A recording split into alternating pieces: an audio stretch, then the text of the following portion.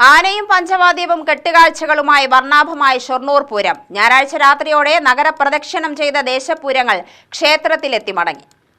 ഷൊർണൂർ കോങ്കുന്നത്ത് ബാലഭദ്രാദേവി ക്ഷേത്രത്തിലെ താലപ്പൊലിയാണ് ഷൊർണൂർ പൂരമായി തട്ടകക്കാർ ആഘോഷിക്കുന്നത്. ഞായറാഴ്ച 7 മണിയോടെ നഗരപ്രദക്ഷിണം ചെയ്ത കിഴക്കൻ പടിഞ്ഞാറൻ ദേശങ്ങൾ രാത്രി 8 മണിയോടുകൂടി ക്ഷേത്രത്തിലെത്തി.